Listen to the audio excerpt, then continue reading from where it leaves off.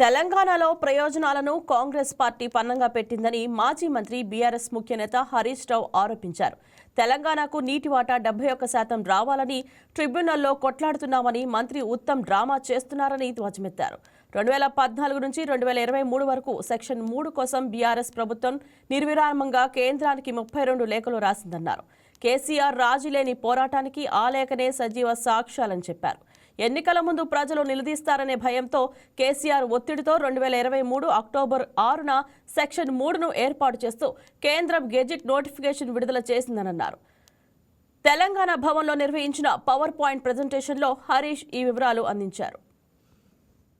శాసనసభ చూస్తే కాంగ్రెస్ పార్టీ తన ద్రోహాలను వైఫల్యాలను కప్పిపుచ్చుకోవడానికి ఉత్తమ్ కుమార్ రెడ్డి గారు కట్టుకథలను, రేవంత్ రెడ్డి గారు పిట్ట కథలను చెప్పేటువంటి ప్రయత్నం చేశారు.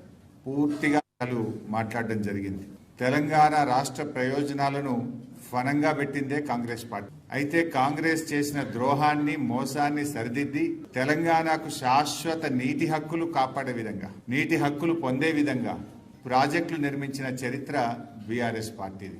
కాంగ్రెస్ ద్రోహాలను, కాంగ్రెస్ చేసినటువంటి తప్పులను, నిన్న శాసనసభలో వాళ్ళు మాట్లాడినటువంటి అబద్ధాలను ఇలా తెలంగాణ నీటి హక్కులు కాపాడడానికి గౌరవనీయులు తొలి ముఖ్యమంత్రి కేసీఆర్ గారు చేసినటువంటి కృషిని నేను ఇప్పుడు నా ప్రజెంటేషన్లో చూపిస్తాను.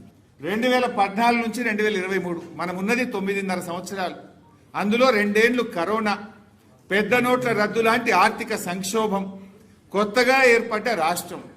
అయినా 9.5 ఏళ్లలో బీఆర్ఎస్ సాధించిన ఆయకట్టు 31,50,000 ఎకరాల స్టెబిలైజేషన్, 17,24,000 ఎకరాల కొత్త ఆయకట్టు, మొత్తం 9.5 ఏళ్లలో 48,74,000 ఎకరాల ఆయకట్టును సాధించింది బీఆర్ఎస్ ప్రభుత్వం, కేసీఆర్ గారి నాయకత్వం.